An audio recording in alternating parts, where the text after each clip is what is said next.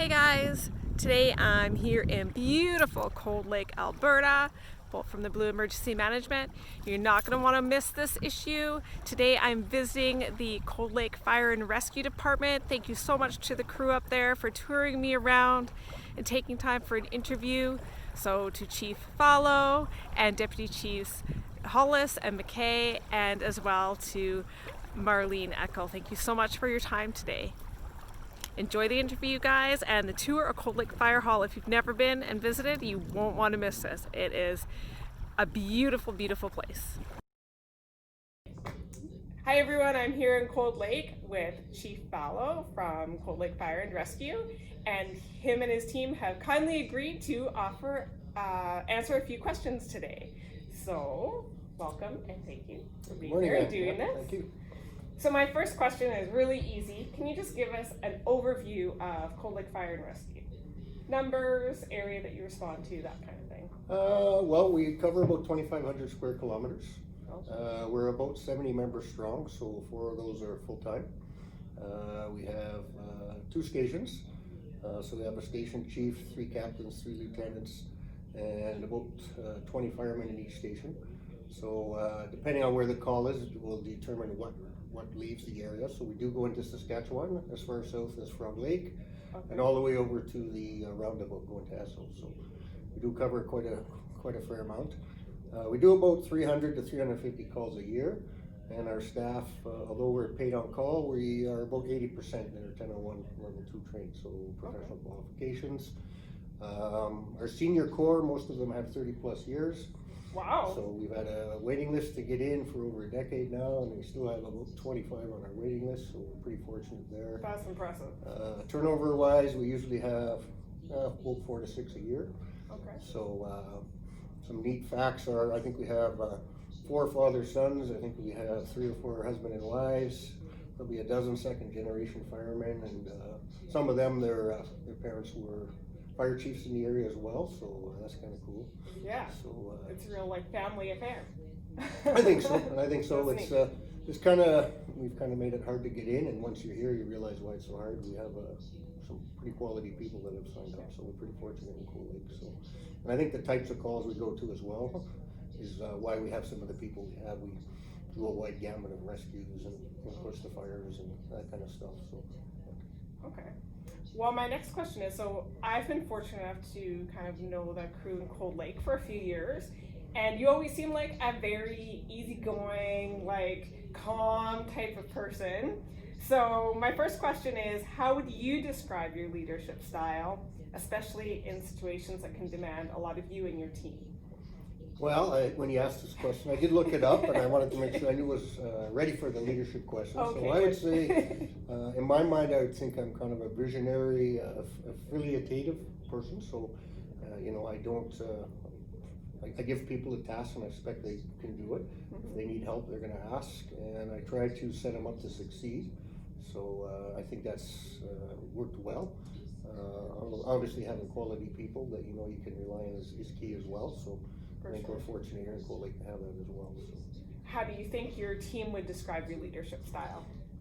Well, I would hope they're going to say the same. But we're going to find out. You're going to find out shortly, and I think I'm a pretty fair and honest manager. So I have some expectations, and if they can't meet them, they tell us, and we adjust accordingly. But I try to make them feel part of the process. And at the end of the day, I do value their input. So a lot of time it goes to some of the decision making we do. So I'm hoping they'll say the same. I know one of my deputies has said he enjoys the opportunity to be involved in some of the higher level discussions. So collaborative a bit? Yes, I would say so, yeah. Anytime we spec trucks, or even this fire station we're sitting in, it was a bunch of us that sat around a table, so you get the right people, and I think a lot of the right decisions come out. We've been pretty fortunate with truck specs and stuff to get quality equipment at the end of the day. So. Okay. So, this is kind of a silly question, but I've met quite a few fire chiefs, and in my estimations, I would say approximately 60 to 75% of them have mustaches. Is there a reason for that? Does it help with your leadership? Or? I don't think so. I mean, for me personally, when I was younger, I never had to shave until I was into my 20s. So, okay. For me, it was a late thing, and now I just have it, and We have all shaved it off for various reasons. Oh. The mustache May and Movember, so we've all Oh, okay. actually shaved them off, and they're going to ask Hugh and Norm, and they've had theirs for quite a while as well. There are some chiefs in the areas I know don't have them, so. There's a few, but there's a lot that do. I don't know. I don't really know the answer to that Okay. one, but Just I only wanted to know why I ask since I have had one. the chance. And somebody said, "Why did you shave it off for the interview?" And I actually thought about it, but I didn't No. know that would have made me feel weird, even more so. So. Okay, this one's kind of a long question, so I'm going to read it right off my notes. Okay. Alberta has been running pretty heavy on the incident command system, like in the training, and that's been really beneficial. And we've all watched as it continues to evolve in Canada and help better shape our emergency responses. So ICS, or Elements have been present. I mean, it started with wildfire, obviously, in California, but even in Canada, within the fire departments, it's been present at the ground level for a long time.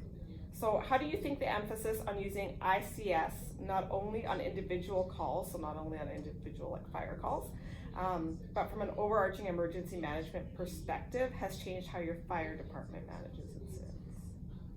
You know what? I actually don't know if I'd say we've seen a huge change. Okay. We all trained to the ICS standard, and as you say, we used to follow the fire ground command system, so it's quite similar. I mean, there's a hierarchy that needs to be followed. Yeah. With safety officers and that types of things. So I think we've just continued on down the path, but obviously following the ICS system has encouraged everybody why you need to do it, and it's nice to see that whatever municipality area of the Alberta you go to, it's also being adapted there as well. So I think the fire service has always been kind of under that role anyway, so it hasn't been a huge learning curve or per se. So Okay. So you're the fire chief and also the director of emergency management in Cold Lake, right? Okay.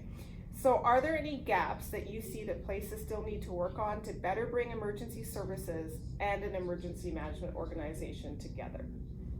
specific to the city, or Whether that be Cold Lake or elsewhere in general. Well, I'm going to say, like most chiefs who are also Dems, it's always it's on the corner of your desk. I try to afford it the appropriate amount of time as I can, but without being dedicated full time to it, there are some challenges for sure. Right. I think we do a pretty good job managing it, and certainly during COVID and some of the events of late, it certainly brought emergency management to the forefront. Mm-hmm. We've increased our budget to help with some of the things we've identified in past years. So I'm going to say that's kind of what I would say on that topic. But. Yeah, I think you guys have done a good job with emergency management in Cold Lake too. So. All right, Cold Lake is home to the Cold Lake Air Base and has hosted many air shows. How does the city work with the base in planning events, whether they be emergency response or just special events? And what are the capacities or limitations? Because I think people just think, well, you can just call in the base and they'll come help. Yeah, no, that's not actually how it works. Okay. But being here I've been here 42 years now and been part of a lot of planning over the last probably 20. So any of the air shows, it's, everybody comes the day of, but there's a lot of planning that starts, and it's usually probably 8 to 10 months out. Wow. And from hosting them, we've actually hosted an air show over our lake, which was a city-hosted one, and then the majority have been on the base. So those are some collaborations where you need to definitely work out the intricacies of driving and parking and all that kind of things. We have had a couple that we've had long backups. So we've had like traffic-wise? Traffic plans and stuff to sort out, and the last couple have been really successful actually. Because they transition through the city, we're usually involved in the transitional part, so we manage the intersection right here at the corner. Okay, yeah. And actually the last two was actually Deputy Chief Hollis and myself, and we just made sure there was no lineups. We just said we don't want to be caught in that again. One of them, they were all the way back to Ardmore, so we've since sorted that out. And some of those things we're learning things where you're collecting money as people are parking, which every time you do that, we've taken some of those things out. The base has had somebody hired to provide that plan, which we've adopted the last couple. So, and even on the last event where we had to crash, the plan worked perfectly because we briefed on it numerous times before the event. So I think that's worked out well. We've also done race the base. We worked with the base for like Terry Fox's runs. Oh, okay. Run for Ronald. There's a ton of things that there's a lot of planning that goes on that most people don't realize, but that's our job to make sure that we're thinking about what could happen or what some of the challenges or wrinkles might be in a situation, so. Right. Okay. But you're actually right, there's no, you just don't fund the base. Yeah, We so do have no. some MOUs for fire service and Okay. some DEM stuff, there are some. Okay. But That's when we interesting. hosted people here from Saskatchewan, it wasn't just phone the base and we do things. There were some things, I think, at the base commander level, they're able to facilitate, but it's a federal body, so they have to get permission from the federal governing body that they answer to, so. Right. They can't So just. it just can't, give us a helicopter, give us this, it doesn't work quite that way.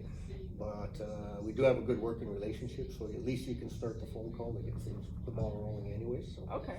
And they're always willing to support what they can locally, and then they always ask nationally what other options we have. Yeah, they need their own permissions Yeah. too. And there's always a cost involved. I think people don't always think about, like, sometimes, not always, but sometimes there's a cost involved. When you call resources, whether it be from anywhere, there's a cost for people coming to help somebody.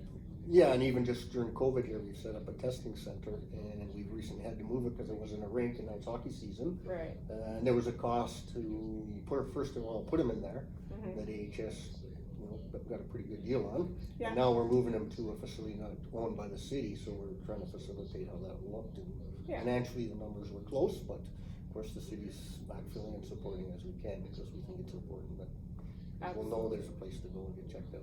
Yeah. Okay. So, as I said, you're the director of emergency management and the fire chief in Cold Lake. And so you kind of wear two hats, and you can't be at two places at once. And that's pretty common in lots of places. And the fire chief is also the director of emergency management.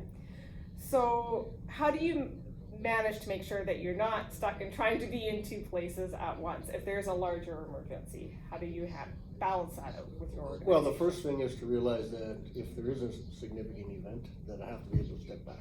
Okay. So by having trained individuals within the fire service, I am quite confident that I could step back and there would be no issues. So I have 3 deputies, 30 years experience, 2 of them are ICS 300, 400, so I don't feel any, I would have no problem just coming to the EOC. They already know that, it's predetermined that Right. if I'm on a big scene and I need to step out, they're gonna take over. But we do have a duty officer rotation, so a lot of times it's them who starts the situation anyways, and I might join or back out, depending on what's needed. Right. Okay. So, Good. That's good to know.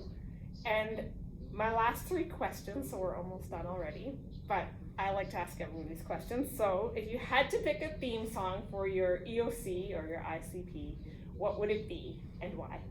well, this was an interesting one because I've been thinking about this for a couple of days. So I actually Googled this morning and found out emergency preparedness songs.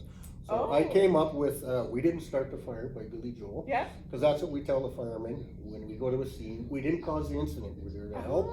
We're there to make it better. Yeah. We can't go backwards, but we can hopefully mitigate it and lead it to the best possible result as possible. Right. Which also is true with emergency management. You're dealing with a situation, trying to manage it with the resources and what you have, and make it as best as it can for the situation that you're dealing with. So. Okay. Yep, that's a good one. What currently frustrates you about emergency management? I'm going to say there's not a lot. I will say during COVID, there's been a lot of mixed messaging. Yeah. Whether do you wear a mask, where do you wear a mask, why don't you wear a mask, how come I got to wear this municipality and not this? Yes.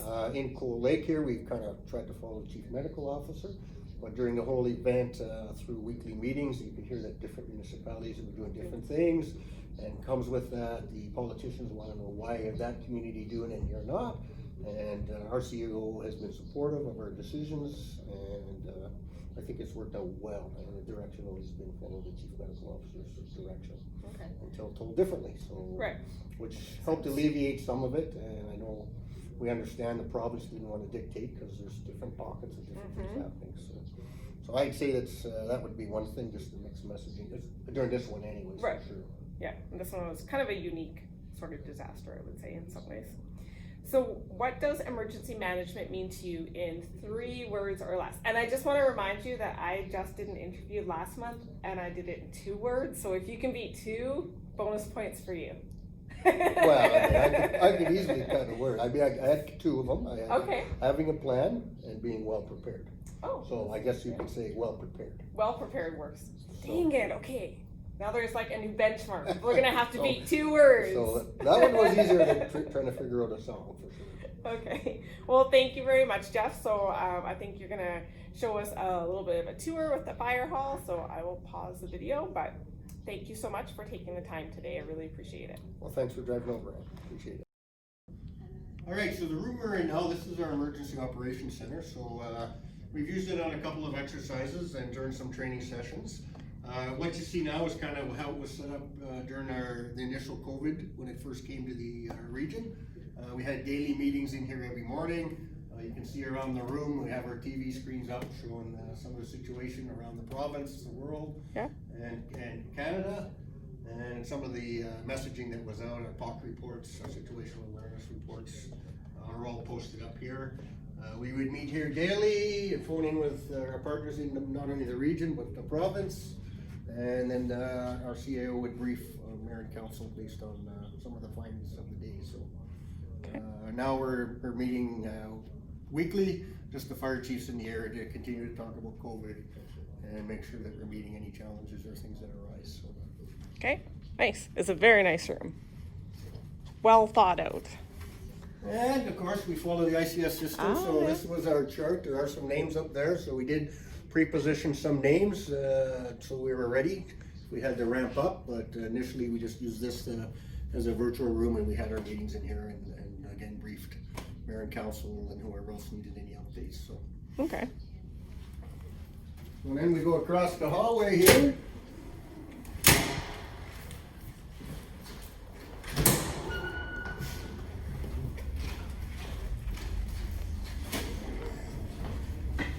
This is our kitchen area, so the firemen get to use it during the day, and if we had a big event, this is where the people from the emergency operations center could eat and relax and take a break. We have TVs and clocks mounted throughout the building. They're all synchronized, so if something came up and you need to know the time down, it was all here. So. Very nice. And this is our members' room, so we'll have a look at the couple cool things in here. So I'm pretty big on history. Oh, wow. So I like to remind the members that we're here because of people before us. Yeah. So that's the old door off the old fire station that was torn down where this building currently sits. Some sconces that were made out of bottles that were actually used by our members in actual fires. And then their little lounge area. That's really neat. This little top here was actually from a fire we were at that they gave us permission. This is the trestle bridge, which burnt down twice. So this is a piece of that trestle bridge that we were able to get given to us and incorporate in our new building. So very nice. Hey, you put a lot of thought into this building. It was a fun project. I didn't think I'd be a construction engineer at the end, but there was a lot of things that we had to work on, like the stove, the fridge. We did a couple of site visits just to find out what worked and what didn't in other fire stations. And I think overall we've been here since 2016, and there's very little issues that we've noted. The only thing is, of course, storage, which we knew was going to be a challenge. Right. I mean, we don't have so many dollars to spend, so.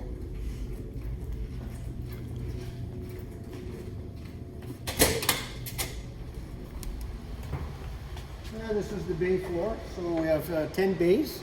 We have our fire apparatus in the front bays, and then the ambulance also works out of the fire station here. So they have some dorm rooms on the top floor of the opposite side, and they rent 2 bays on the bottom floor. You can see all the firemen lockers down here. So again, there's about 30 members in here. So the station chiefs, captains, lieutenants, and then all the firefighters' gear. You'll see 2 color trucks on the floor. So we have an agreement with the MD of Bonnyville to provide fire protection. So the red ones are Bonnyville provided trucks. We supply the manpower, they supply the trucks. Oh, okay, yeah. And the white ones are City of Cold Lake. So we have a tanker and a pumper in this station from the MD, and a pumper in the other station from the MD. And there's also 2 city trucks that are housed there. On the floor, covered in the tarp, is the very first Cold Lake Fire Department truck. Oh, And what year is that? It's a 54, I believe. Okay. So some of our little Same year Jeff was born. Yeah. So, Jimmy's just working out. I run a tight ship. So Jimmy's one of our retired military guys. Oh, okay. So we have quite a mix of staff here. So yeah, that truck's been refurbished, and this is the next one to be refurbished. So that's the very first truck bought for the town of Grand Center at the time, and I think it's in the 50s as well. We have some original pictures, and the one in the front of it is one we bought to part out for this one. It's a Kindersley truck. Okay. So when we're done taking what we need off of it, we're going to send the doors back to Kindersley so they can have it more. That's part of their history. Wow. So, And for people that don't know, Grand Center used to be separate from Cold Lake. Is that? well, we amalgamated in '98. There used to be the base, which was 4-wing, and then we had Grand Center, which is kind of where we are now, and then we had Cold Lake. Oh, okay. So when we amalgamated, we became the city of Cold Lake. So Gotcha. we had a population of about 15,000, which includes the air base now. So. And one important feature that is one of my favorite pieces of this fire hall right behind you is the The fireman's pole. pole. That's the number one asked question. Actually, do you have a pole? Funny story, when we were building this, that was the one thing council wanted to see was a fireman pole. Oh, And really? the other thing is they wanted a bell. I didn't get the bell, so we don't have a bell. Oh, okay. It's not a church, but so Yeah. we do have the pole. And, Very cool. We do have And an it's SOP. gated off, We so- do have an SOP, so we guys use it. So. Yeah. And it's actually our dorm rooms, which are through the kitchen area. So if once we become full time, we'll be able to come out here and shoot down. So we have 8 dorm rooms for future expansion. So That's neat. Okay. the big red doors. big that's, doors, what everybody likes is the big red doors. So, Yes. Myself and Deputy Chief McKay were part of the planning, so we like the traditional look. So we got the red doors and the brick, and really. I mean, this is a beautiful civic building. You drive by it all day long. We've got lots of positive feedback on it. The cost of the building was about $10.5 million, Wow. 5,000 square feet. So, Can I ask how long, like, what's the period do you think this building will last for? well, the one we moved out of, which sat on the spot, was 60 years old. Okay. It was an old town building. It was a police station. It was many things. So I'm guessing 50 to 75 years. Okay. So So quite a we're trying to while. plan for the future, but it's really hard. So like I say, we have 10 bays, 5 60-foot depth bays on the front, and 5 40-foot on the back. Okay. And in the old fire station, literally, it was so chunked together that you had to slunk in behind fire trucks. So it had been added on to twice before this one was built. So. Okay. And this one actually, there used to be the old fire station. There used to be a house. There used to be a fast food restaurant, which all became for sale. So the city purchased them and allowed us this footprint we currently have today. So, That worked out well. yeah. We can do some training in here. You got sprinkler heads. You got standpipes. Some of the railing comes out. You can set. It's a saddle system, so you take it out. You can practice ladder work. Okay. We got windows. We got balconies for inside-outside work. Yeah. We have a standpipe that's for training. But we've designed it oversized, so after a call, we can back up the trucks in here and drop off all the dirty hose. It's clean, and then hose. Oh, that's a good idea. Okay. But those are fire fit kind of stairs, so we've competed in the past. Actually done it twice myself. Operating breathing was my goal, and I passed both of them. So, but I think it was 2008 or 7 they were the top volunteer team. Really? Is that like out of Alberta? In Canada. Really? Yeah. Wow. That's a pretty keen, physically fit guy. So this is our call-out system. Okay. Okay, there's Cold Lake.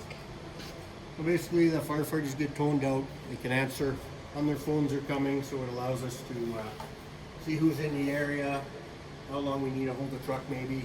Typically, trucks are rolling in about 4 minutes of our pages, so Wow. we do pretty well. Yeah. We always, as you can see, we always have guys seem to be hanging out there in the daytime, so that works out well for us. And it gives us an idea who's available in the area. For sure.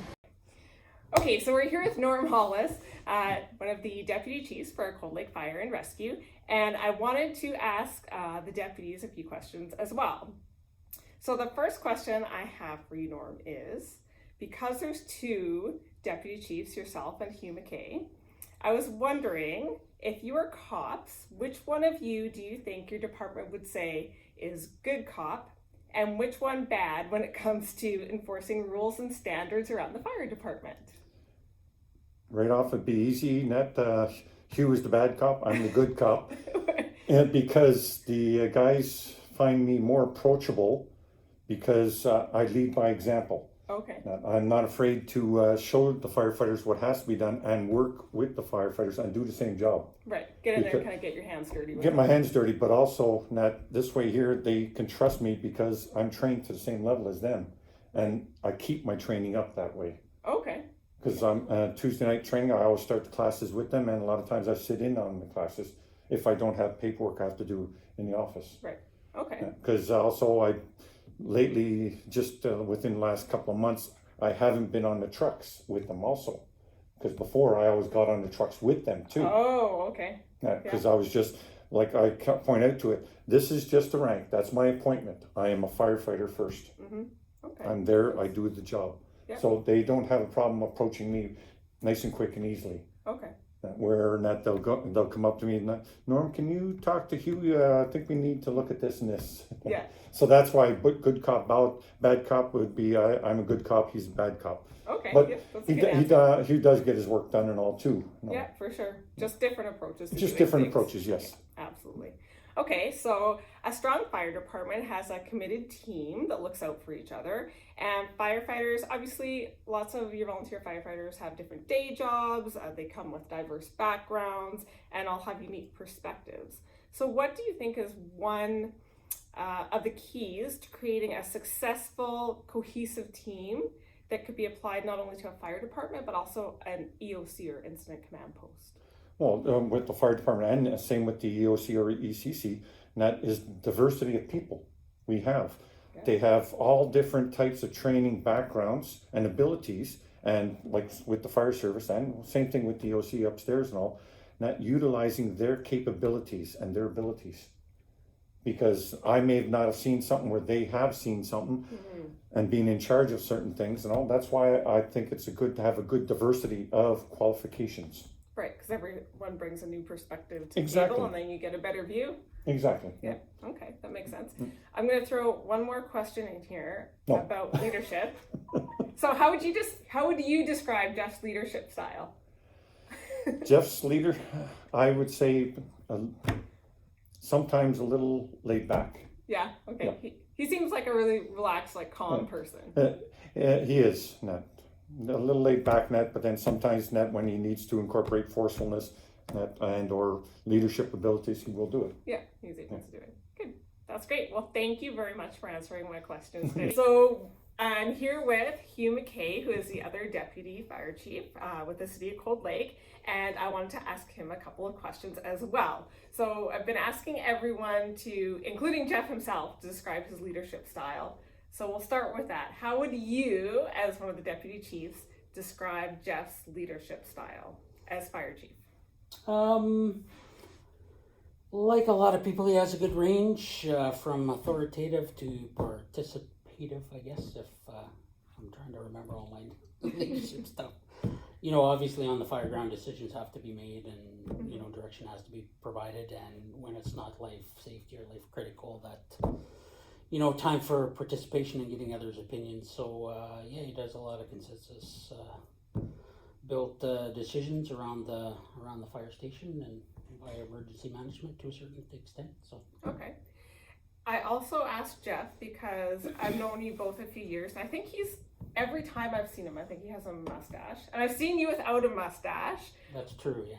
But you have the mustache back again. So I'm wondering, because I see so many chiefs and deputy chiefs, like 60 to maybe 75% of them seem to have mustaches.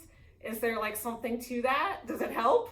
I'm not sure it helps. It's probably just more or less a firefighter thing. Okay. I mean, if you look back to all New York firefighters in the 70s and 80s and even the UK as well, right? That was one of the badges that identified them, or seemed to at least. So okay. You know, whether that's the entire reason, I don't really know. I was off for a while with my injured elbow, so it gave me a little bit of a chance to experiment too. So all right, fair enough. Also is that.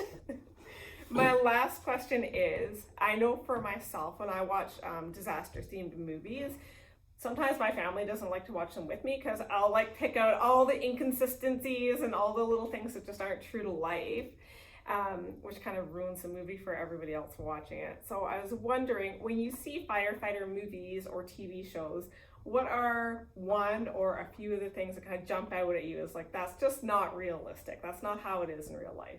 Yeah, I tend to do the same thing, and my wife hates it, so I've Yeah. did not do it.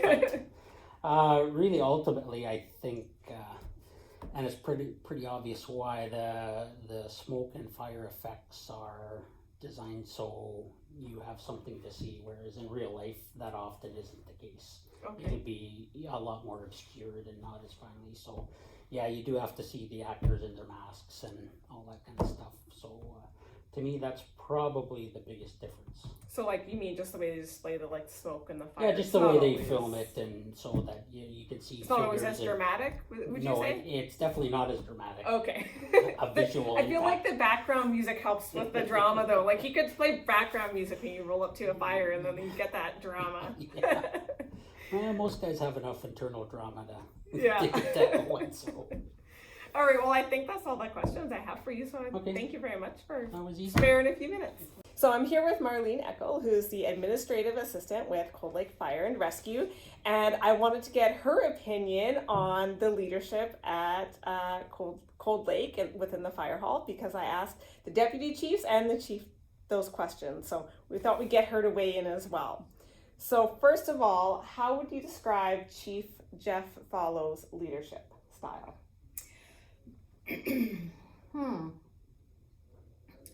Well, obviously, he's definitely a good person to work with. I mean, we have a lot of volunteers that have been with us for years and years and years. So he's very easy to get along with. He kind of has a vision on where he sees the fire service to go, and I think a lot of people believe in what he's doing here, and yeah. Yeah, I think so too. Yeah, he Yeah. spoke about the amount of, they even have a waiting list for Yeah, they do. people to get in, and Mhm. how long some of the firefighters have served, Yeah. like 30 plus years. Like, Yeah. that's incredible. Okay, so my last question then is, can you describe the deputy chiefs, Norm and Hugh, what each of their individual leadership styles would be? Norm's is I go to Norm like he's got a military background, so Right. he's very he kind of like gets the job done kind of thing. Okay. He's when somebody asks him to do something, he's on it. He just likes getting it done, and he does. And again, I like the guys all like him, and they have a lot of respect. Mhm. And I think that goes for all three of our people that we have. Yeah. They have respect, so which keeps the guys willing to stay around with Cold Lake Fire Rescue. Okay. And then what about Hugh? How would you Hugh, describe I would his? describe him as